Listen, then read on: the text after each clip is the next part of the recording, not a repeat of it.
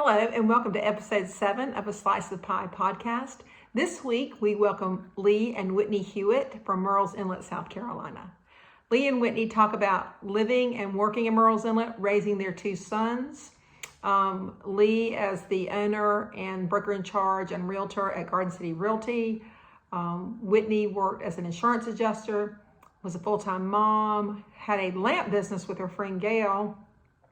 We also talk about the Marsh Walk, the 4th of July boat parade in Murrells Inlet. Lee's responsibility as our State House representative for District 108 and his job in the State House legislature. And we also talk a little college football in the South Carolina Gamecocks. So stay tuned and listen. You might hear your name called out on episode 7 of A Slice of P.I podcast. So today we have Whitney and Lee Hewitt out of Murrells Inlet with us for episode 7 of our podcast. Y'all welcome. Thank you so much for joining us today. Absolutely. Lee, are you there? I'm here. I didn't want to speak over my wife, but thank you for coming to Murrells Inlet, Cat. Such a wise Yes, man. welcome to Murrells What a great Inlet. husband you are. Okay, so first of all, I want you to tell our listeners about yourself. Like, where were you born? Where did you grow up? And how did you get here? Whitney, you want to start Okay, first? I'll start. I'm from Rock Hill, South Carolina originally. Moved here, we won't mention years, but moved here. My great aunt had a house here, literally where we lived 5 houses down, vacationed here our whole life.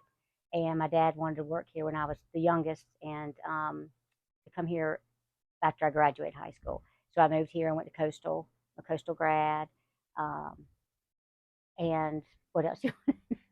So you're a Coastal grad, but Yeah. so did you know Lee during that I time? did not know Lee, and Lee actually did the same thing. He came down in the summers. His house was probably about 15 houses south of here, and we never knew each other until well after both of us were out of college. So Whitney, when you were out of college, did you move here and work here? When I was out of college, I lived here in Murrells Inlet, drove to Coastal because that part was USC affiliated. Yes. They didn't have dormitories, so it was a commuter. And yeah, I worked in restaurants. I worked at Polly's Island Inn. And I worked way up in North Myrtle Beach. And I would, wherever I lived, I worked opposite. If I worked here, I lived in Myrtle Beach. If I worked in Myrtle Beach, I lived here. And then when I graduated, I became an insurance adjuster. My dad and my grandfather were insurance adjusters. And here in Murrells Inlet? I worked in Myrtle Beach at that point. I'd moved to Myrtle Beach and worked there for 10 years. Okay. Now, Lee, tell us about you. Where did you grow up and how did you get to Murrells Inlet? Okay, so I was born in Marion, South Carolina. Okay. So Murrells Inlet was always known as Little Marion because that's where everybody lived. I know a lot of people from Marion. Yeah. Shout out to Gwen Strickland. Yeah. That's right. So, we would spend we moved here, we got a house from Myrtle Beach, got too crowded. So we bought a house in Murrells Inlet and came down here. I was in 10th grade. So basically, we lived 6 months here, 6 months in Marion. The house in Marion didn't have air conditioning. The house here didn't have heat. So we kind of went back and forth. Oh, those were the good old days. No air conditioning, no heat. I love that. So, did you graduate from Marion High School? No, I graduated from PD Academy. PD Academy, okay. Which was between Marion and Mullins. Okay. I graduated there. Once I graduated, I ended up going to USC Coastal. At that time, graduating from there when I was a sophomore in Coastal, a gentleman. Did y'all know each other then? No, we did not. He's a little older. Okay. So a gentleman by the name of Bo Forche, who owned Garden City Realty, talked to my dad, and next thing I knew, I went up and talked to Bo, and as a sophomore in college, I got my real estate license and started selling real estate, and that's how I got affiliated with Garden City Realty. That's a pretty good story. I didn't know that story. So you were going to class and selling real estate. That's right. How did you sell a lot those first couple of years? I sold enough to support my sandpipers Oh, well, habit. So that's saying a lot. Yeah. That's saying a lot. I like that. Okay, so you finished Coastal Carolina.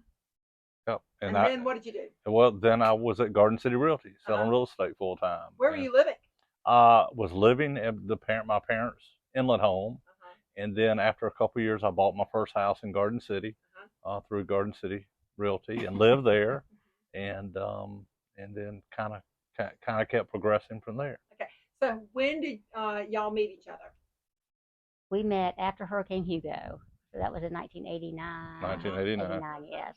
And actually, my mother introduced us. So she was Normally those kind of things don't work out. I know. Well, it didn't work out the first time because she said, you need to meet my daughter. I would, if you take her out, I'll pay for a dinner and a movie. And Lee had a girlfriend at the time. I had a boyfriend at the time, but she didn't care about my boyfriend, and so nothing really ever came. And then she actually introduced us. Where did she introduce you? At T-Bones. It used to be T-Bones on T-Bone. 17, yeah. So, and that at the time after Hugo, T-Bones was the only restaurant open, That's right. and everybody would do their cleanup, and they'd go there. Because the only place had electricity. Yeah, and they would just were feeding everybody, and you'd do your yard cleanup, and you'd go, and so we met, and it was like, hey, how you doing? And then, How old were you when you met? oh, I was 25. Yes, Lee was 29. Right. That's correct. Okay. And no, we're not supposed to tell ages. So anyway, after I met him a few times, I found myself when we'd be out at Sandpipers or what other, I'd always make a point to go say hey to him, and then one thing led to another, and we were 15 months later we were married. It was very quick. You know, I joke about that with my husband too because he had a girlfriend at the time. We always say Hugo blew her out, blew me in. There you go. I like that. That's exactly what happened. Hugo. A lot of things changed after A Hurricane. lot of things It changed did. after Hurricane Hugo. Yes. So, what year were you married? We're in 1991. 91. What month? August 10th. We just celebrated our 32nd wedding anniversary. Happy 32nd. Yeah, 32. Happy Yeah. anniversary. Thank you. Blissful years, I'm sure. Yes, really. Pat and I were married October that same year. Okay. Best wife I've ever had. I'm so happy to hear that. Wow. Yes. And you have a couple sons. Want to tell us about them? Okay. You want to talk some now? Sure. We have William, Yeah. who is our oldest, graduate of Waccamaw High School, and Coleman also graduated of Waccamaw High School. Both also went to the University of South Carolina. You know, and so I know that you grimace on that. But Well, I know that the Gamecocks beat the Tigers last year in the football game. I was at the game, so I have to acknowledge that. That's all right. We all love each other. We're all That's friends. right. We're all friends. That's right. It's all good, right? So they both are graduates of the University of South Carolina. That's correct. So what does William do now? William is a realtor with Garden City Realty. He and Hampton Tiller have the Wave team. The Wave team. Yes, and they've got a good career, and then they also have started a business called Affordable Screening Solutions, where they have a company that also goes out and does will install new screen porches on existing decks, and also repair screens. So. Shout out to William Hewitt. William, this is Miss Cat talking to you. I will be interviewing you soon, so look forward to talking to you real soon. So let's go back. Then your next son is Coleman. Coleman, he just graduated from University of South Carolina. Has been out for about a year. And taking what is since COVID is gap year this year. So he is, you know, as I try and tell everybody, he is living a Luke Bryan song. He's hunting and fishing and loving every day. Good. But he is working at Lee's Inlet Kitchen, filling in, helping them for the summer, and is studying to possibly go back to school next year. Good for him. Both of your boys are just really hard working. They're very nice looking boys. I know you're proud of both of them. We are very much. Okay, let's resume with y'all. Okay. So you met and you got married in 1991. Where did y'all live when you were first married? And I guess you were living. When we first married, after we married, my parents, I said, live right down the road from here, from us, and they have a little carriage house in the back, about a little 900 square foot, was a garage at one time, and that's where they lived during Hurricane Hugo until they fixed the bigger house out front, and so we moved in there for a year. Was your house damaged during Hurricane Hugo? The house, my parents in the house, yes, we had I can't remember, about 4 or 5 feet of water in it and about 7 pine trees on top of it. So that ended up getting demolished and having to build a new home back.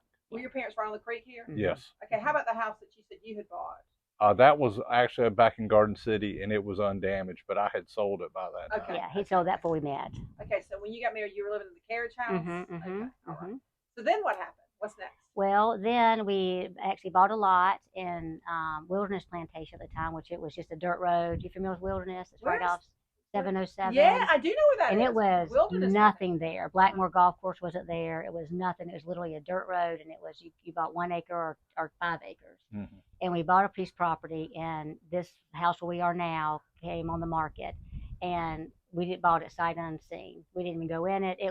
We've renovated it 3 times, so it's nothing like it is now. So you bought the lot on Wilderness, but never built there? We ended up selling that and buying where we are now. We've been here ever since. So you've been here like 30 years? We bought it in 1990. 1993. 1993 we moved in it, yeah. Wow. Yes. You've renovated it 3 times? 3 times, yes. It's a great house, though. I've been inside. We're sitting on your dock right now, so you have just great outdoor space. Yes. And I noticed this underneath the house, you have like a sitting area downstairs. We refer to that as the Gamecock room. The Gamecock room. Yeah. Do you watch football? We watch football. We got yes. 3 TVs, a fireplace, and a in the kitchen. What does one do with 3 TVs? Watch 3 games. Watch 3 games. Yeah, I'm in a house of men, so I don't really So have you much. you You're watch. watching the Gamecocks win and the Tigers lose. Yeah. We watch. Yeah. we watch. We're pulling for the Gamecocks and whoever's playing Clemson. That's That's correct. right. There you go. I get that. But it's a fun fact is that as a child, we live on a dirt road and the camera can't see it. But as a child, I mean, this was our neighborhood. This is our hood. We'd walk, and there was a little store behind where our house is, Cannon's grocery store. We get like a quarter. We get to go buy candy.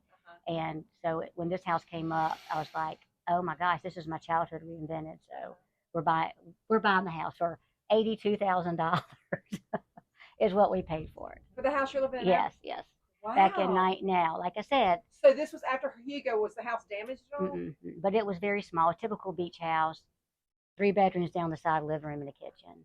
And we've added a second story and a master bedroom since then. Did the boys enjoy growing up here? Yes. Though they always thought they should live in Pawleys Island because all their friends did. So, but we liked it here because we could say, oh, well, you can have friends over here. We know we know they were here. Right. But they really did enjoy. You know, it's so funny you should say that because my children always, we lived down at Devido and they always wanted to be up in Pawleys Island. Now they're saying, no, don't sell the house now. I know, it's funny. Now ours wouldn't have anything to do with it. Yeah, but when our children were growing up, they also wanted to be in Pawleys Island. And it seemed like a lot of the young families were in Pawleys Island, but now there's so many young families in Murrells Inlet. It's grown This is amazing. the place to be now. It's amazing. A lot of families up here, a lot of families off 707. Yes. The Litchfield Company has done a lot of developing back there at that wilderness. Oh, right. Oh, yeah. That place is huge now. So, yeah. The Murrells Inlet name, proximity has stretched because that used to be Burgess. And, and now it's Murrells Inlet. And it's just grown. So. But it's all beautiful. It's all beautiful. Yeah, exactly. We're very fortunate to be. Water. You're exactly. Some kind of water, whether it's the beach or the creek or the river, you usually has some kind of water. So let's move on. So you've gotten married, you've had a couple boys, and so you're at the Garden City Realty. And what's going on at Garden City Realty? Are you still a realtor, or what happened to you? Yes, I'm still broker in charge. No, but you were broker in charge then, though, when you were young. What well, happened? I sold there for a while, and then Bo decided to retire. And once he retired, he gave me the opportunity to buy him out, and my partner was Dennis McElveen, who was in. Dennis is now since retired, and is getting, where my wife's telling maybe I need to retire, but I'm not quite ready. But yes, I'm broker in charge owner there. We manage about 425 weekly rentals, and I have 18 sales agents that work for me. So, we're not a big firm, but we've been here. We're celebrating our 50th anniversary this year. Congratulations. Of being in business. So, business is good, and we look forward to being here another 50 years. Well, I know my broker in charge, Hampton Peace, would also want to tell you congratulations. You probably do a lot like what we do. You handle this area, and you're probably really well loved by these people here in Murrells Inlet and beyond. Yeah. As we do at Peace Sotheby's, we do a lot of business down towards Georgetown and that part of Pawleys Island. So have you enjoyed being in real estate? I mean, yes. I mean, I couldn't imagine doing anything else. I mean, it was to get into it when I did, when they were just starting to build condos here. The beach was kind of coming into its own. It was a good time to get into it. And it gave me the opportunity to kind of mature and get to know the business and grow as the area has grown. What's your favorite thing about being a realtor? The flexibility of the job, meeting people and going in. And, people talk about being real estate is that you're selling somebody something. I don't look at it that way. Is somebody comes and as you know, being a business, they have some wants and needs. And you know how to match those wants and needs and then help them find that piece of property that satisfies them, and then they get to make a life on top of it being a great financial investment. That's right. So how have you seen it change from the time that you first started to now, and how has it changed technology? How has it changed since COVID? What are some changes you've seen along the way? Gosh, I'm really going to age myself. I was going to say, tell the fun fact of so when I first books. got in the business, there was a Western Steer in Garden City. We had the South Strand Board of Realtors. So we met every Friday for lunch, all the realtors in the area, maybe 10 of us, and you brought a little sheet that you had typed up on a typewriter and you put it on the table about what properties you had for sale. And the only other way to get information was to get in your car and ride around. Because there'd be signs in yards. There would be signs in yards. So you'd call up and, whether whoever it was, you'd call them and say, hey, you've got a sign in this yard.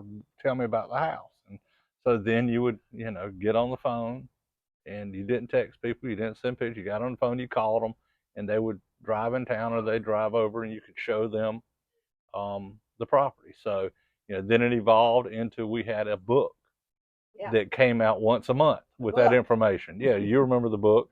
And then all of a sudden they came up with a little terminal. And then came this thing called a computer. So it has evolved. You used to have to get in your car and drive contracts around. Then there became a fax machine. And then then you scan contracts and send it to people to sign them. And now everything's done digital. So everything in real estate now can be done with your phone in your hand, all mobile. You're right. So I want to go back to what you said about meeting with the South Strand realtors at the Western Steer. That was kind of nice, though, to get face to face with the other realtors and establish a relationship with them and actually have some great conversation. I think there's nothing like a great conversation with somebody. Oh, no doubt. And you got to know everybody. I mean, at that time, there might have been 30 of us. Yeah. So you'd have about 10 or 15 come to the meetings, and you knew everybody. You knew everybody's family. You knew where they lived, and you worked together because you built that relationship. It was like, okay, nobody was going to try and do anything that would hurt you or what. It was really just a big support group. And it's a little bit different today because you don't always know that realtor that's on the other side of the deal, and so you just hope things work out for the best sometimes. Yeah. So I'm kind of, I like that y'all would get together. That's maybe some of us should start doing that again. I really like that a lot. Okay, so Whitney, while Lee's out there selling homes, being $1 million producer, what are you back here doing? I was, the first 10 years of our marriage, I was an insurance adjuster. Okay. So I worked in Myrtle Beach and I had William. And our goal was when William started kindergarten that I was going to get to stay home with him. Okay. But we were going to have number 2 by that time, but that didn't work out. Your plans aren't always That's how right. it works Life's out. not always convenient. So it was 6 years between William and Coleman. And when Coleman was born, I worked my last year, and we decided I would stay home. And I stayed home and raised the children. And now I'm too old to go back to work. He says, both my kids are grown. It's time for me to go back to work, but I'm close to retirement. Whitney, I know you. I know exactly what you do. I used to see Whitney at every PTA meeting, at Booster Club. You were volunteering for every school organization. You were heavily relied upon. I thoroughly enjoyed I want to thank you for well, all the moms in the schools out there for all the work that you did, because I know I got to work side by side with you. I thoroughly enjoy volunteering at the school, so I was very fortunate to get to do that. Yeah. It's just there's a place for everybody. A lot of people don't want to do that. A lot of people do want to do it. I was lucky I got to do it. Well, we were glad you were there. Now, I want to talk about your good friend Gail. So you and Gail did some business together. We have done several. We got into a little decorating business for several years. It was kind of like a redecorating, keep what you have, add a few pieces, and we were on that kick for a while. And then we started, Gail had this thought of, we need to make lamps. So I said, lamps? So we really decided that lamp was a statement piece. It could be like that nice piece of art you had in your house or something unique. So we started making lamps where we would find a base that we liked, and we had a woodworker that would cut us a bottom and a top, and we learned to wire ourselves, and really had quite a nice little business going. We were in a store in Georgetown called Gowdlock, which unfortunately burned with the fire in Georgetown. And after that, and we worked there a couple of days a month. It was one of those, you had several people in the store with lots of different goods to sell. So, Lee, what did you think about the lamp business? If she was happy, I was happy, Such a good husband. It was called Shades of Green, and he kept calling it Shades of Red. But honestly, we got our own money, we had a little loan, and we paid it off, and we did everything. We didn't really ask our husbands for money. We probably didn't make any money, but we gained a lot of lamps. and a lot of friends and a lot of nice things in our house because we were out shopping all the time. Did you ever work with any decorators? Yeah, actually, we did. Shane Matthews at that time was doing decorating down in Polly's Plantation, and we were at some of her units down there. But just little friends that would have us come in and do some lamps, and we sold. We enjoyed it, but after that, we never really found a niche place to sell them afterwards. And then Gail decided to go back to teaching, so she's back to teaching now. Well, But it was she's a fun. good teacher. We're glad Yes, she's teaching. yes. We need good teachers. Okay, so what are some things that you and your family like to do, like in the inlet here? What are some great things about the inlet? We boating. We all love boating. And we have two boats. We have a little John boat, which is great. It's a perfect inlet boat, and we have a larger, but not big boat, but we keep it on the waterway most of the time. But we can bring it over here at high tide. So we enjoy the waterway. We enjoy here. Lee and I are at Sandy Island probably every Sunday. Are you? Yes, we thoroughly enjoy that. Do you fish? I am not a fisher person. Coleman and Lee and William love to fish. You ever keep any of your fish? Mm-hmm. Yeah, we'll. I don't try and stock a freezer, but I'll keep enough so we can have fresh fish that night for dinner or whatever. So go out and catch flounder. If I catch 2 or 3, then that's all I need. If I catch more, I'll release them all. So. Does will Whitney cook the fish for you? All right, so if I ever need to hide anything from my wife so she can't find it, I put it in the oven because I know she will never look there. So is that true, Whitney? Well, it started out being true, but I've learned to cook along the way. Okay. I consider myself a pretty decent cook, but I don't fish, and I'm not a big seafood eater. I'll eat seafood. I like shrimp, and I'll eat fish. I'll eat if he catches the flounder, definitely it's delicious. I love flounder. But he cooks that outside downstairs. So. Hence the room under the house, because I cook, but she will not allow me to cook in the house because it makes the house smell. So I had to build. That's okay. It I all had to works build another out. kitchen. Well, fried fish does. It does smell, yes. Well, And we have opportunity to cook it outside, and he enjoys being outside. So when you cook, like if you're cooking flounder or cooking shrimp, what do you like to serve with it?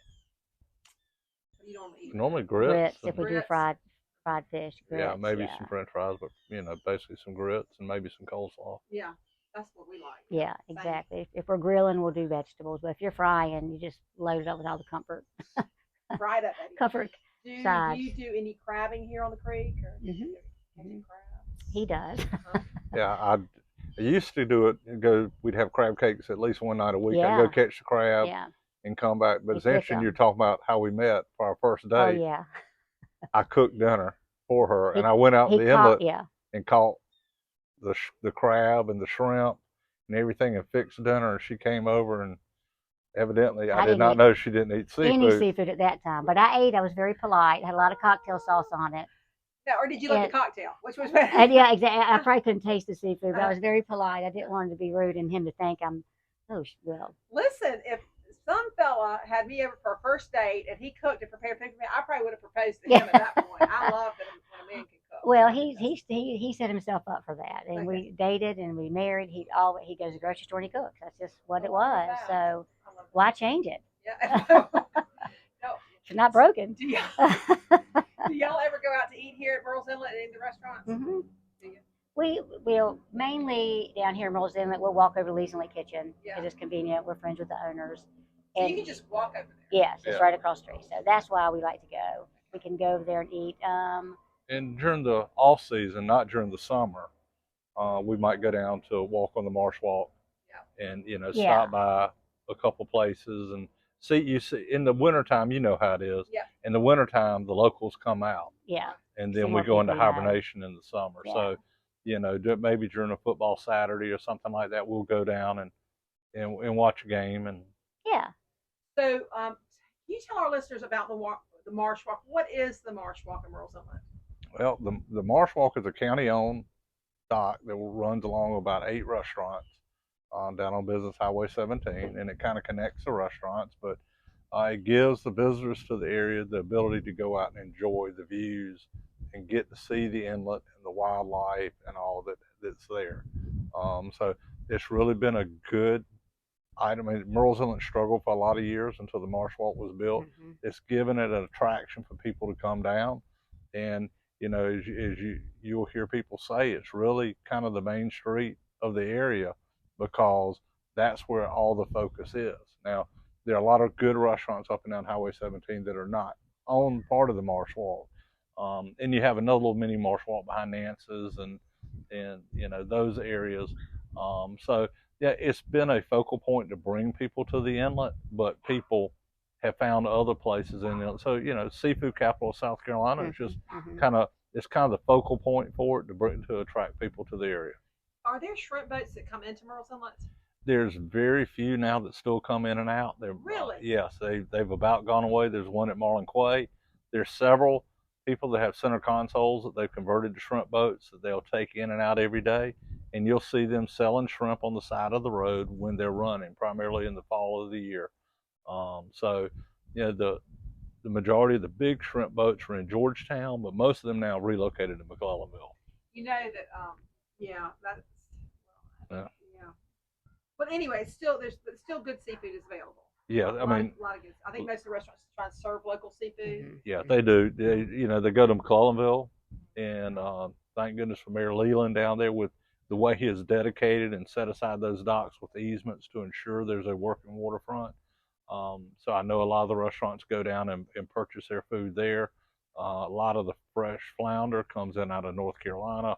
So there are trucks that are working to ensure that there's good, fresh seafood here in the inlet. I do see trucks up and down the highway, the refrigerated trucks that are bringing in every single morning. Yeah. Fresh seafood.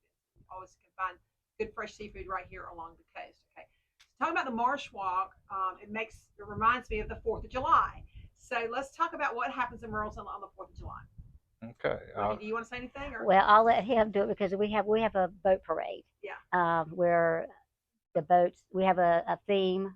Like it'll Who have organizes the Murrells Inlet boat parade? Actually, Lee Hewitt is the chairman of the Wow. the Murrells Inlet boat parade. I'm one of the original founders and the only one Yes. of the original founders that's still involved with the boat parade. So this past year we had our 40th annual. Wow. And it's a good way to bring people into the inlet to celebrate the 4th.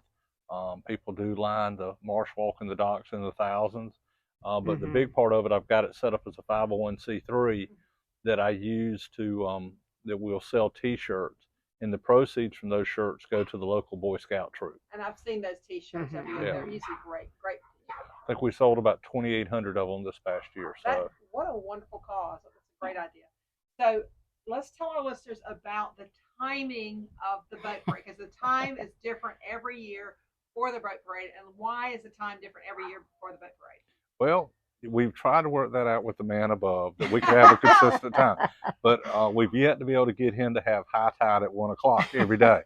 But we have to work around the tides, and Murrells Inlet gets shallow at low tide, so we try and start the parade an hour before high tide, so that when it ends, because it's traditionally about an hour and a half long, it's ending at the peak tide, so that people can navigate safely throughout the inlet. And where does the parade start? The parade starts at the point of Garden City and makes its way, right across which the is way. by the jetties. By the jetties out there. And then makes its way through the canals, goes past the Marsh Walk, and then comes up Parsons Creek behind Blaine Methodist Church, which is past here these houses, and then it goes and ends at the Hot Fish Club. Okay. So who can be in the boat parade? Well, anybody can be in the boat parade. And how do they register? Well, in the past, since COVID, we haven't had a registration, and so we haven't given away trophies, and it's actually worked good. It's been less controversial when somebody doesn't win a trophy, and they're not calling me up fussing, so I kind of like that part of it. We're looking at maybe going back to that because it is fun for people to win with their originality, and they kind of celebrate that. But we should, as we look at that, we've always used booties to register. Booties here in the inlet. Booties Hardware. Yes. That's right. Not your booty. That's right. Booties That's right. Booties Hardware. Booties the name of the person.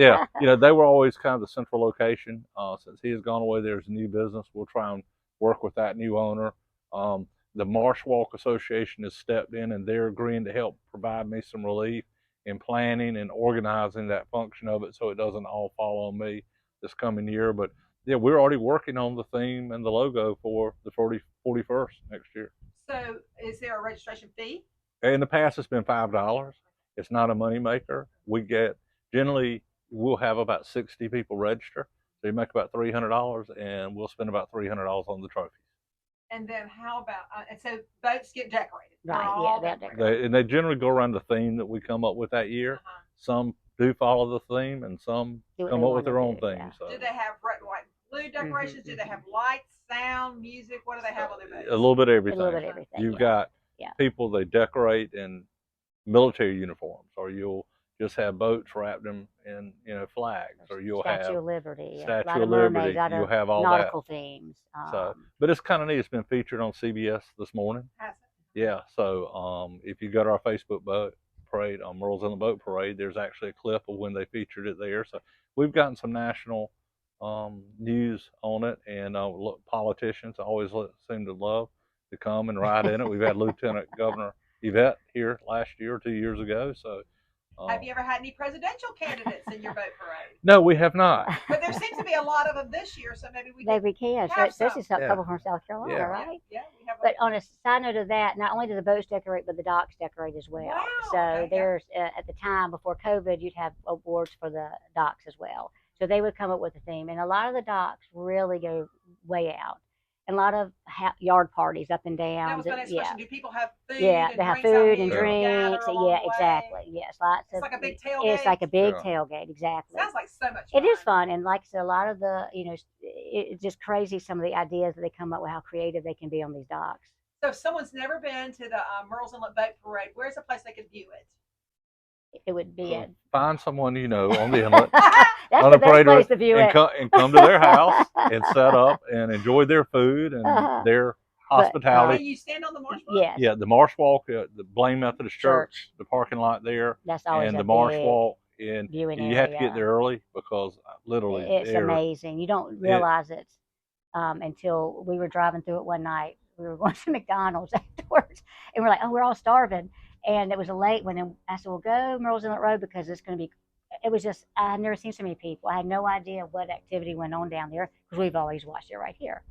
So, but it's a lot of people, Okay, so and they hang around. They have fireworks at 10 that o'clock. was my next question. That's consistent. So who's in charge of the fireworks? Because I think we do have some county ordinances about fireworks. So there are some safe places to watch and groups that will shoot off the fireworks. So how do fireworks work in Murrells Inlet? For the 4th of July, the Marsh Walk Association sponsors a fireworks display, and that goes off at 10. And you can basically see that from anywhere in the inlet because it is shot out from over. Now they do it at the end of Veterans Pier. They used to do it from a barge in the middle. But yeah, as I can tell, we can sit here and some of the fireworks we see going from here over Litchfield and Polly's Oh my Island. gosh! I mean, it's a spectacle all night. You see them in Litchfield, Yeah. Polly's, over on Garden City, and then they're the grand finale. Yeah. People spend some money on fireworks. So. Are the Murrells Inlet fireworks always the last fireworks? No. They continue going all night. Yeah, so.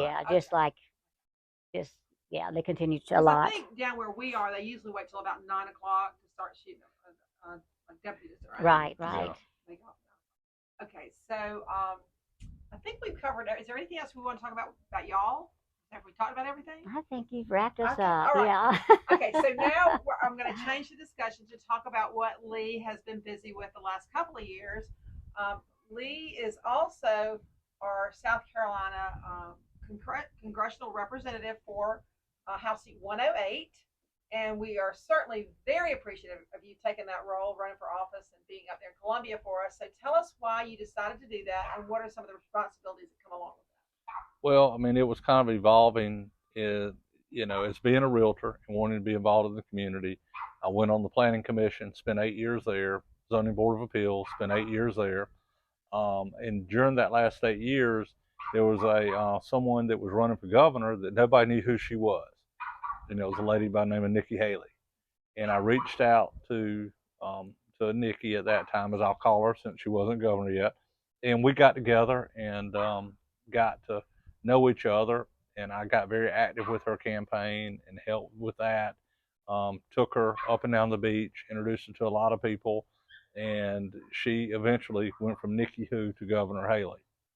And so once she did that, there was an opportunity that came available on the DHEC Board of Directors because DHEC oversees a lot of the coastline and critical areas and permitting and all that. So she felt like I would be a good fit serving on there, that I could bring from a governance standpoint some level-headedness to that process. So I spent 2 years on the DHEC board, and about that time, Senator Ray Cleary decided to retire. At that time, Representative Goldfinch was going to run for Senate, and so I was approached and talked to, and I saw that as an opportunity that I could take another step and continue to provide. To me, it's all about giving back to your community because it's been Service. awful good to us. And so I took that opportunity, and thankfully I was elected, and I've since been reelected 3 more times. So I'm starting the second year of my 4th term, and And you're getting ready to run for re-election again. getting ready to run for re-election again. But I look at some things that I've been able to do, work with Proviso to get the port property in Georgetown transferred to Georgetown County because the port had they were just going to sit there and let it rot. Just nothing happened to it. And this area is growing too much and it's too valuable. And the city of Georgetown is growing, but there are things you can do to make the city better. So it's things like that that I've been able to work on. Been able to help with Smith Medical Clinic, get them some assistance, some state money because of valuable services they provide. It's the little things like that that I feel like. About with the fisheries or the fishing? Yeah, I mean, I've sponsored a bill regarding some flounder fishing. I'm working on some regulations regarding crabbing right now. In fact, I was been on the phone with DNR today. So yeah, I mean, my district, if you get in a boat at Waka Wachi and you drive to Isle of Palms Marina, you look to the right, you look to the left. That's my district. So it is almost all saltwater. At the dock at Waka Wachi and Murrells Inlet. You're going to be in the Waccamaw River or the inlet. Intercoastal Waterway. And you're going to take that boat south to where? To basically Isle of Palms, Deweese Island. Deweese Island, Isle of Palms. And that is your district? That is my district. So my district is about 60 miles of coastline. Thank goodness a lot of it is preserved. It's beautiful. I say I had the most beautiful district in the state. But it is all about saltwater estuaries. So I have McClellanville. So I'm down there working with Mayor Leland, with him on some of their issues, and working in Georgetown, even though I don't have the city. Mayor Dro's doing a fantastic job, and I'm enjoying working with her. And then up here in Pawleys Island, Mayor Henry, he and I've got a great relationship, been able to help them with some things. So I just feel like I'm giving a little bit back to the different areas and communities that have helped me and my family enjoy being able to live here and enjoy the benefits of being in this area. So it almost sounds like it's not a job. It just sounds like something that you want to do because it's an area that you love. Yeah, I mean, you don't do it for the money because you really don't get paid anything. It costs you money to be up there. Right. So, yeah, there's got to be some satisfaction, But if Mayor Henry calls me and says, "Lee, I'm having trouble with the state agency. Can you help me?" Just having that ability to pick up the phone, I don't really do anything, but that state agency will call him back. Right. And help him solve that problem. Just kind of being that conduit. And, there's just something about being able to say, okay, I've helped not only a friend, but I've helped the community. So do you have to do anything with tourism or with Realtors Association? Do you do anything with that? Or? Well, I mean, yeah, certainly there are always issues that come up with tourism. Right now, there's some issues about accommodations and hospitality taxes. Maybe who's not paying those, and I've got some bills that I'm working on that'll help some of those collections in on that because tourism is our number one industry, and it's what supports Georgetown County. So you've got to make sure that you're helping those industries, and there's always changes and things that you always have to do. The South Carolina Association of Realtors, we talk weekly on issues that are coming up, and not necessarily bills, but there could be some regulations that go through another committee.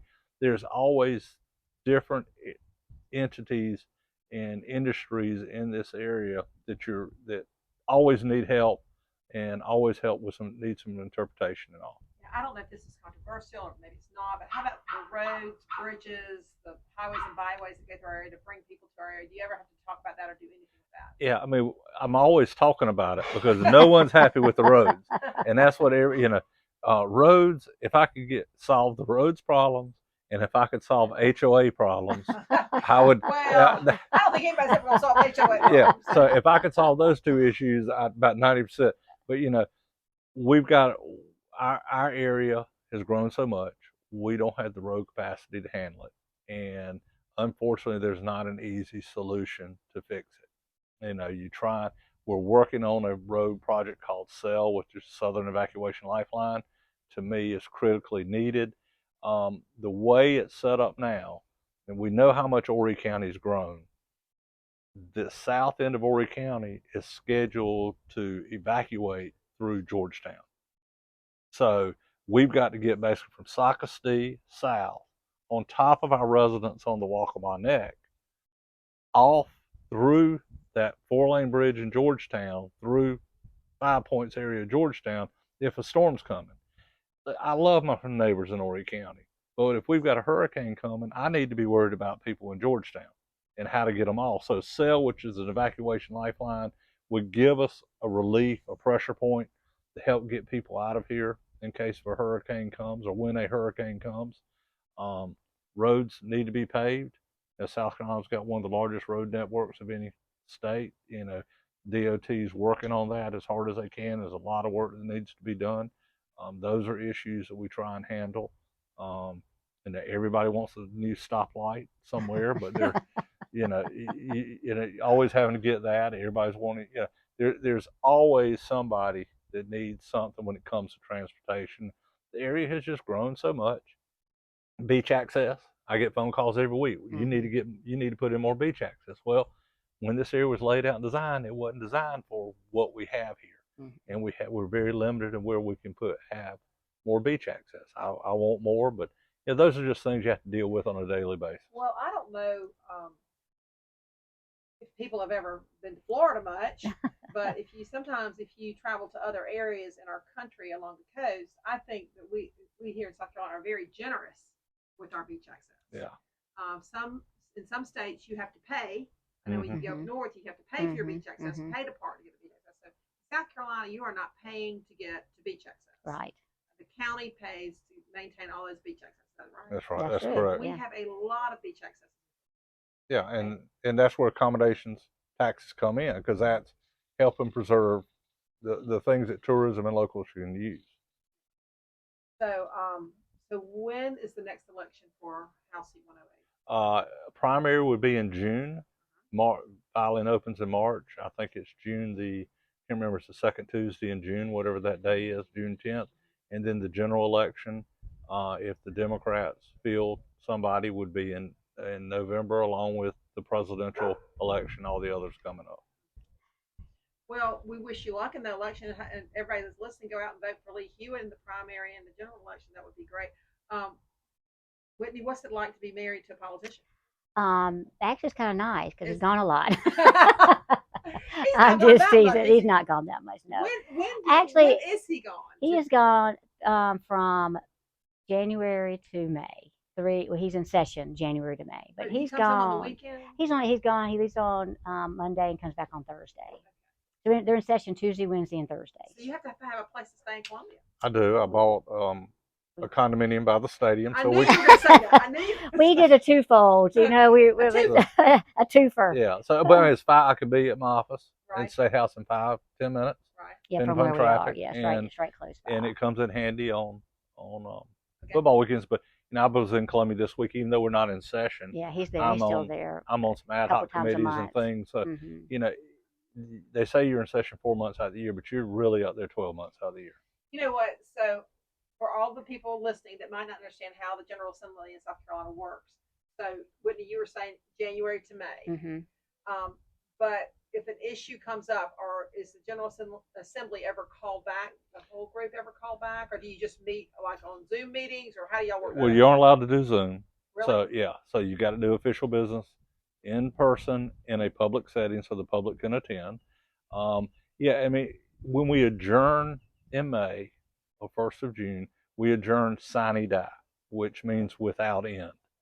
And in that sine die agreement, it's an agreement between the House and the Senate on special reasons that you can come back.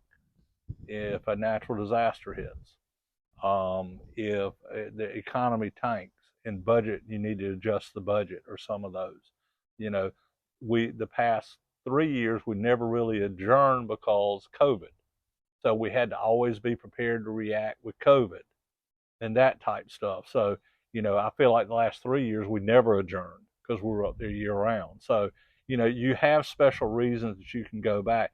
This year, we just adjourned sine die with really only those two things. So there was no other reason we can really go back, unless the governor can, in the agreement, the governor could call you back potentially for something. So, but you are on committee, so sometimes you have to go back to Columbia for your committee meeting. that's right. I've got regular committee, and then I'm on 2 ad hoc committees that the speakers put me on. So, what are those committees? well, one is utility and energy.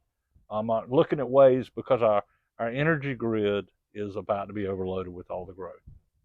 So we're looking at alternative ways that we can help that grid so that we don't have rolling blackouts like we did this past year. And we had some places that Dominion Energy, some other places they had some rolling blackouts. So we're looking at ways to do that. Another committee that I've been put on, and we haven't met yet, should be meeting the first time, is with the growth. We're going to try and take a holistic view from a state approach on how counties and cities are handling planning, and how is planning and all done within South Carolina. So I'm looking forward, being a realtor, I'm looking forward to being in that and seeing kind of what kind of direction that goes in. I think that's a question that a lot of people have. When does the growth stop? When does it ever end? Because sometimes it seems like we're saturated, or the infrastructure might be saturated. So we're saying, is there a limit to how much growth we can have? Or is there a time to say our infrastructure can't take anymore? Maybe you should go to the next county. I don't know how. You have places say, well, you need moratoriums. Well, if you enact a moratorium, well, you put the people in the construction business out of business, the hardware people, where you buy your lumber, your interior decorators. There's a cost to that if you say no more. So, that's not the ideal solution, is to put people out of work. The whole idea is to create more jobs and create more wealth. So, not sure what the solution is for that. But, one thing that we do want to do is preserve what South Carolina has been and all. So we continue to put more and more money into the conservation bank so that we can make sure that we preserve and maintain the character of South Carolina, why everybody loves that. Certainly preserving our wetlands. Wetlands, you thank goodness you look at the highest donated Brook Green Gardens and all that kind of stuff. But there are other parcels of property. I think some money just went to purchase Hasty Point, to add it to the National Wildlife Refuge. There are things that we can do in areas that mean a lot to the history of South Carolina, and we can buy those properties and preserve them and hold them into perpetuity for future generations. It's easy to see why so many people have moved here, because it is a great place to live. I've lived in South Carolina my whole life. My mother was from South Carolina. Y'all were raised in South Carolina. I love living. Yeah. I can't imagine anywhere else. Thank you so much for joining us. Now, when you're not here, when you're not working or hanging, where do you like to go? Where do you like to travel? Do you have any big trips coming up or anything you plan on doing? Well, we just came back from Canada. We went to Lake Louise and Banff National Park. It was beautiful. It was 40s and 50 degrees. And it was just very nice and different. It was absolutely beautiful. We hiked and we napped. We just enjoyed it. It was just 2 of us. It was our anniversary trip. And then we'd like to go. Last year we did Glacier National Park, Teton, we RV'd last year. Do you recommend that? 100%. Yeah, it's really beautiful. We talk about the beauty of this area and all, but out west, with all the national parks and all the land that's set around, even if you go to a place like Badlands, like we did last year, it's called Bad for a reason. It's bad, but you have to see it to understand it. But it's amazing. Why is it called Badlands? It's just dead. This is in the Dakotas? It's in North Dakota. North Dakota, yes. And it's like how anything lives there, you don't know. It's just rock. What's the draw to see a dead? I don't know, but when you're there, you're enthralled because you see all the rock formations, and they have all this beautiful color, and all the color in the sides of the rock. And but then you will see a meadow, and you'll see buffalo. Yes. And there's no water. But the history, it had something to do with asteroids. Is that what it was? We read up on it, but I don't remember. But the history was very interesting of it. But yeah, you drive through it, and you have to, and it's hot and it's dead. But it's something I probably won't do it again. But I'd highly recommend if you're there. It was on our way, and we're going to check it out. We've been to Alaska. We're pretty like to move and we don't sit around. I don't know what we're going to do next. Talk to me about, so we're coming up on college football season. What are your predictions for the Gamecocks for college football season? How do you feel about Coach Beamer? Love Coach Beamer. Love Coach Beamer. He's really got, a great culture at USC. We needed it. We needed a pick me up, and he came in very strong. And I think the players love him, fans love him, but he's got a big job, and it's tough. Football's tough for anybody right now. Especially Fans now are that we have hard. NIL and the transfer Yes, I portal can't and all even. that. Yes, and And just it, fans are just can be so Yeah, hard. yeah. well, And y'all come off winning after winning after winning, and now we're starting to win, and we're gonna say, okay, well, we better not, once you get to that level, it's hard to go back down, It and is. it's so we can hope we'll continue moving up the ladder. How do you feel? What's going to happen this football season? well, I mean, certainly, Carolina's going to be undefeated. That's what we all say to start off the year. But they've got one of the Oh, toughest schedules, yes, And being in the SEC. and being in the yes, SEC, yes. It's only and gonna get in the harder. SEC and the Big Ten with the evolving and new teams coming in Realignment, right? and all, Oh, and you'll be in the SEC you soon. talk about We'll have NIL, to. and Carolina's getting ready to go through a major stadium renovation, Yeah. and It's Will just a y'all be removing lot. that big gamecock in front of the stadium? no, we will not. No, That's big. no. I Oh. think they were talking about adding 31 more of them. No way. No way. You 31. didn't catch that, Cat. 31, Are y'all 31. going to stop playing that rooster crowing all the time? No. We are. Only because it drives y'all crazy. I told Pat Loftus I wasn't walking back into William Bryce unless they turn that rooster off. It does have an ear piercing, just the right Oh, frequency to I hurt think your it should be ears. intimidating to other teams that come in there. I'm thinking, wow. It's a fun environment. Uh-huh. I'm sure Clemson's a fun Uh-huh. environment, and it's I just like to see y'all very. get the white rags. Yeah, the White Rice Sandstorm. Yeah. They're the guy who was just announced at the Sandamore. I can't think of his name. Who wrote Sandstorm? Right. He is coming for a home game. It's going Right. to be playing at Gamecock Park, which is nice. So do you have a prediction for the season? I mean, if we were 8-4, I would consider it a very, very good year. When you've got to play Georgia, and you got to play Clemson, and Tennessee's one. and you got to go on. That's the one game that's always a toss up. We got to go to Tennessee, and they're going to be waiting They're going to be for us waiting after for last us. So year. it's going to be a tough season for us. South Carolina beat Tennessee last year. Yes, Yes. yes. And it was. We were all surprised. It was a great one. It was a great game. It was a fun season for sure, but yeah, we're excited about When's it. South Carolina's first home game? Labor Day Saturday at September 9th at 7:30 against Furman. Will y'all be there? they're playing at UNC at she said Panther first home Stadium. game, Oh, right. first home game. Okay, so the first game is up in Charlotte. Charlotte That's right, against UNC. Y'all be going to that UNC. game? No, we go to pretty much all the home games, and if it were, we used to do an away game every year, but we would go further. I was getting ready to say goodbye and end this podcast, but now that we're talking about football, it reminds me of Sherry Smith and the tailgate. Do y'all have a huge tailgating group? We have a huge tailgating group, but it has well, when we bought our condo, we kind of got spoiled because we're right at the stadium and we have air conditioning. Oh, nice.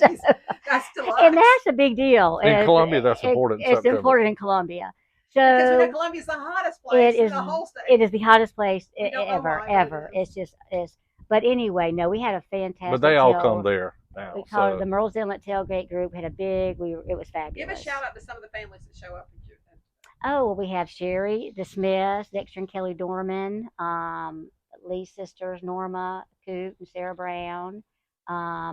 Who else comes in Has tailgates Benton and with Rebecca us? ever been there? Rebecca and Benton. They would have a tailgate close to ours, so we would see Rebecca and Benton there.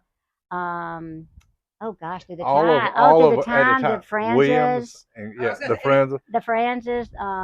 Any young people come? Got the young We always got them early so we could feed them food. Feed them. Get food on their stomach. Our children were the last to feed. Coleman was the last to feed, and so when Coleman was there, he was in a fraternity, so it was a lot of fun. His fraternity brothers would come over and we feed them usually after the game. We always just want to get food in their stomach. Absolutely. So we fed. Please, Oh my gosh, please. I'm trying to think who would be the oldest child. I mean, we've been through. So do William and Coleman still go to the games?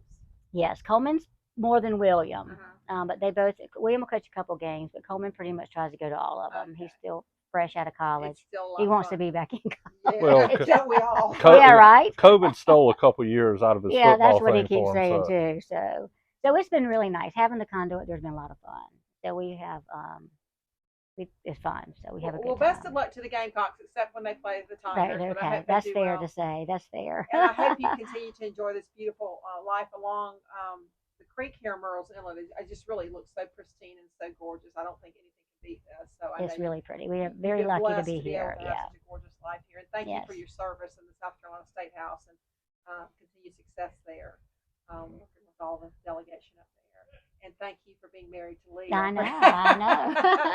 y'all I'm happy to do You've that. been a good example of a loving marriage to so many people here around us, and I wish you well, and I hope you have lots more fun in the coming years. Well, thank you, and thank you to all of your service. You're a service rendering person as well for all of your time in the school systems and your volunteering and your booster club and all your kids. Happy to be in there. And congrats on an empty nest. Just sent our last Anna Margaret just went yes, off to Clemson, so yes. she's up there. So yes, yes. Time for Pat and I to kick up our heels and have some fun. Yes, and we do wish her the best of luck at Clemson and in her track and cross country. Yes. She's got absolutely. Well, thank you so much for joining our podcast, and we hope to see you around town soon. And have a great fall. All right. See you soon. All right. Thanks. Bye.